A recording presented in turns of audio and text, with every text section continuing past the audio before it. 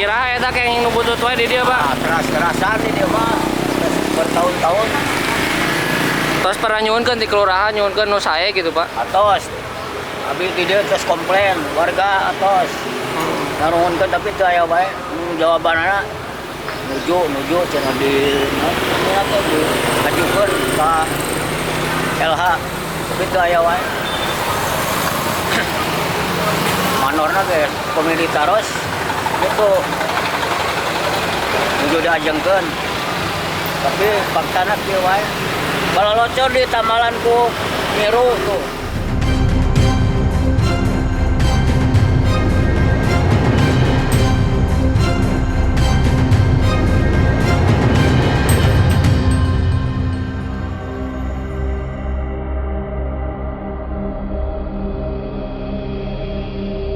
Pria ini bernama Sudir. Dia bukan petugas dari Dinas Lingkungan Hidup Kota Tasikmalaya, tapi relawan. Begitu dia menyebut status dirinya.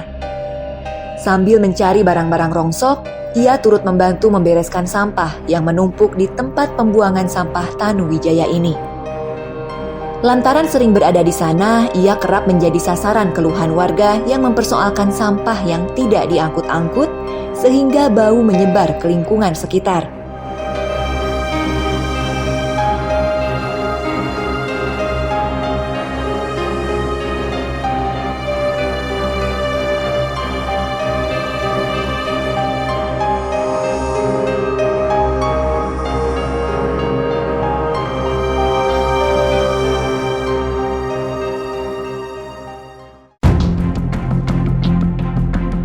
Penumpukan sampah di TPS yang ada di seberang kantor Kelurahan Empang Sari ini adalah satu potret dari segudang permasalahan sampah di kota Tasikmalaya, Jawa Barat.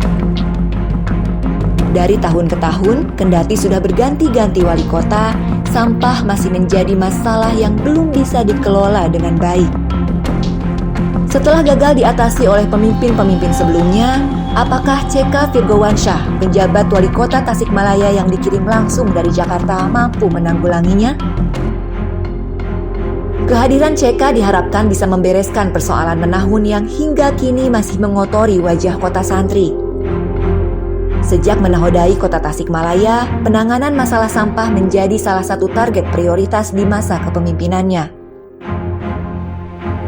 Salah satu gebrakannya adalah memasang kamera pengawas atau CCTV di 10 titik tempat pembuangan sampah sementara.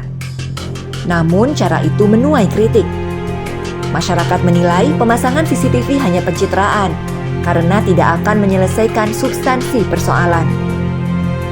Gebrakan lainnya adalah membentuk Satgas Tasik-Resik yang bertugas menyisir sampah di TPS-TPS ilegal alias liar. Penjabat Wali Kota Tasikmalaya, CK Virgowansyah mengklaim, sejak dibentuk Satgas saat ini sudah tidak ada lagi TPS liar di Kota Tasikmalaya.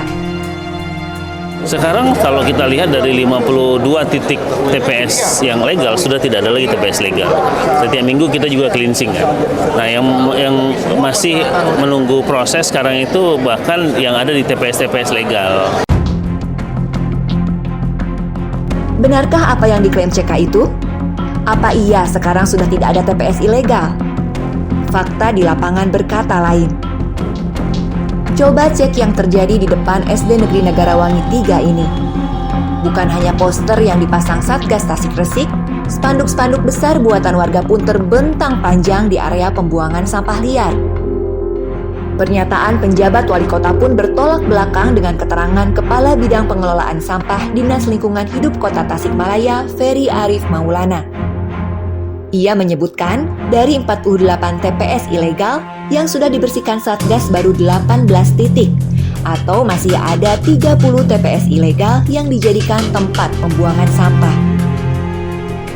Yang kedeteksi oleh Dinas Lingkungan Hidup untuk TPS ilegal itu kurang lebih kemarin itu berdasarkan data di lapangan itu ada 48.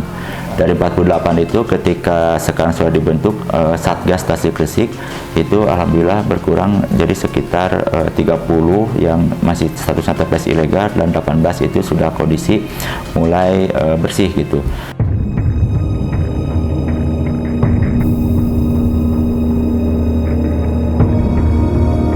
Kondisi serupa terjadi di TPS legal yang dipasang kamera pengawas.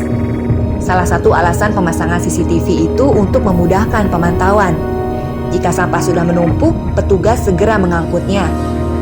Tapi fakta berkata lain. Kendati sudah dipasang kamera pengawas, sampah masih menumpuk di banyak TPS. Sebenarnya, bagaimana solusi yang ditawarkan penjabat wali kota untuk membereskan persoalan sampah di kota Santri ini?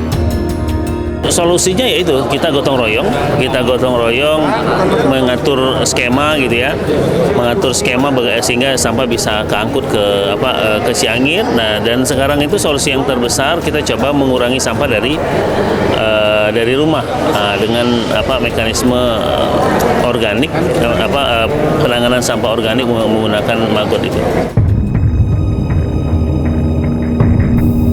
Kepala Bidang Pengelolaan Sampah Dinas Lingkungan Hidup Kota Tasikmalaya, Ferry Arif Maulana, membeberkan alasan kenapa hingga saat ini masih ada sampah yang menumpuk di banyak tempat. Salah satu sebabnya terkait jumlah armada sampah. Saat ini Dinas Lingkungan Hidup Kota Tasikmalaya hanya punya 28 unit dump truck, 13 truk amrol, 81 kontainer amrol, 1 truk engkel, dan 26 motor roda 3. Namun tidak semua armada sampah itu siap tempur. Dari 28 dump truck yang kondisinya baik dan layak ada 15 unit. Dan sisanya sebanyak 13 unit kondisinya rusak. Kontainer amrol kondisinya lebih parah. Dari 81 kontainer amrol yang ada, sebanyak 65 unit kondisinya rusak. Seperti bak banyak yang bolong dan cantolannya rapuh. Itu artinya hanya ada 16 unit yang kondisinya bagus. Kendati rusak dan tak layak pakai, bak-bak sampah itu masih digunakan. Beberapa di antaranya yang disimpan di TPS Tanuwijaya ini. Idealnya, kata Ferry, satu kelurahan bisa dilayani oleh satu truk sampah.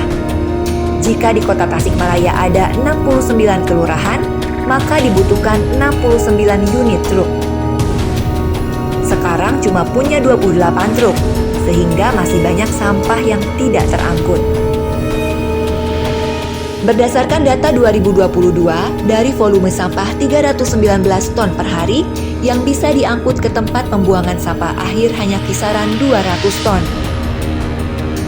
Kami juga memohon maaf kepada masyarakat yang memang kita belum semuanya konsisten dalam hal pengangkutan sampah.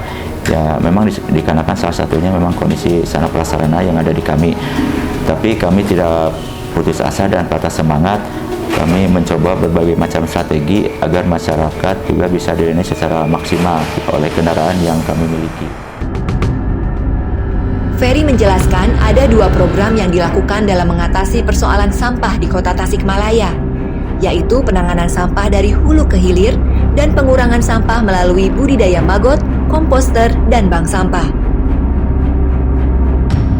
Ditanya soal poster di area TPS ilegal yang bertuliskan diawasi CCTV tapi faktanya tidak ada, Ferry menjawab akan memasangnya secara bertahap. Tahun ini direncanakan beberapa tempat akan dipasang kamera pengawas. Jadi kan kita itu nanti bertahap, titik-titik itu akan kita pasang CCTV-nya. Barangkali saat ini kita baru 10 titik yang kita pasang. Memang itu dari Dinas Kominfo ya, kerjasama dengan Dinas LH. Insya Allah mungkin tahun ini gitu kan kita upayakan CCTV itu selain fungsi untuk memonitor sampah di TPS ilegal juga bisa memonitor untuk arus lalu lintas atau misalnya untuk hal-hal lain fungsinya yang urgen gitu kan misalnya itu. Tapi kedepannya akan insya Allah kita akan pasang CCTV yang ada di titik-titik TPS ilegal.